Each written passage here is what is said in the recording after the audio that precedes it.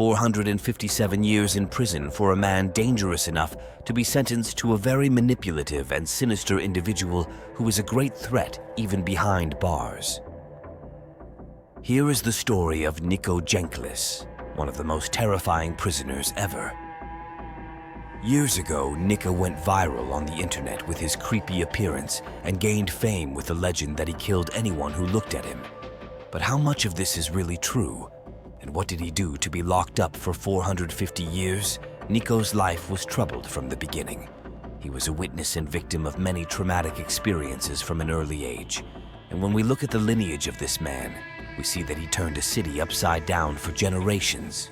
Needless to say that all of his close family members, such as his mother, father, 3 sisters, uncles, cousins, etc., are criminals. We will soon find out what role they all play in this story, but know that the worst of them is Nikko.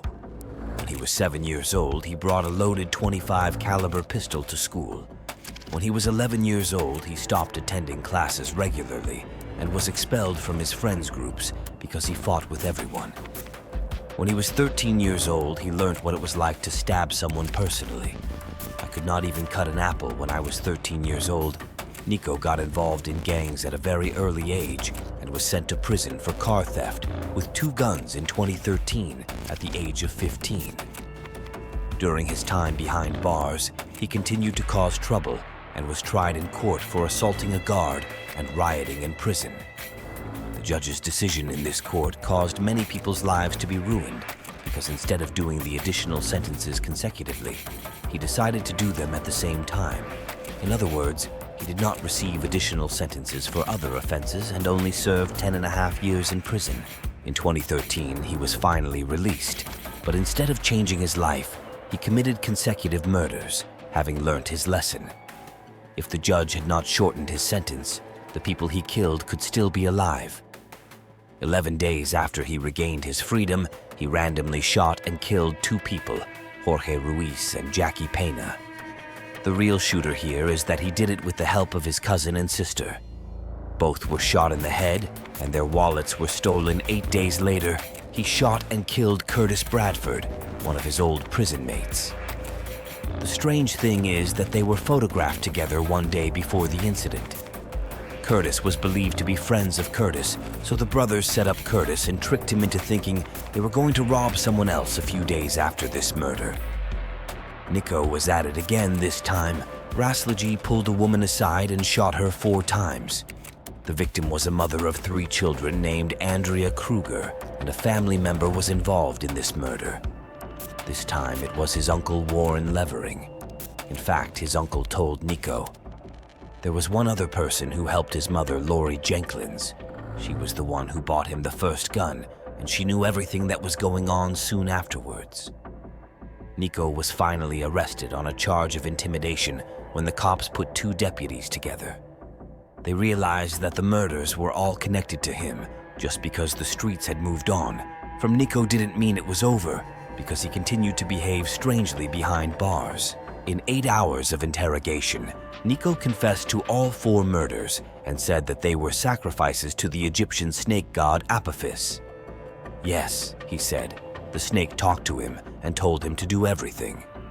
While the court was trying to give Nikko the death penalty, he somehow found a razor blade in the prison and the devil symbol on his forehead. Then he cut his tongue in half to make it look like a snake's tongue. The craziest thing he did was to use a prison guard's badge to make his penis look like a snake. All his actions showed that he was crazy because no sane person could do such things. The judge questioned the prison guard about how he got the razor blade. The guard did not know about it and could not guarantee that it would not happen again. It was true that prisoners smuggled contraband into the prison and had access to many things, but even a man who was in solitary confinement for 23 hours, checked by a guard every 15 minutes and had a camera installed in his cell, could not be restrained. Not to mention the fact that he was not allowed to interact with the inmates. At one point, he even managed to take 7 handcuff keys and swallow them. Looking at the actions of this man and his family in the past, we can say that the justice and health system failed him. But wait, don't be too quick to jump to that conclusion, friends. because after being evaluated by multiple state psychiatrists, it was concluded that Nikko's mental problems were not real, but an act. They believed that underneath his barbaric behavior lay an extremely cunning person Nikko knew very well that if he was deemed insane or deranged, he would be spared the death penalty and placed in a psychiatrist's ward cutting out his tongue, and all such incidents were actually a fight for his life. Due to the circumstances, their trial was postponed for a while, but in May 2017, a panel of 3 judges now had to make the final decision. The only way the death penalty could be applied was if all 3 judges unanimously agreed to execution. In the end, even if he did not receive the death penalty, he was sentenced to 450 years in prison.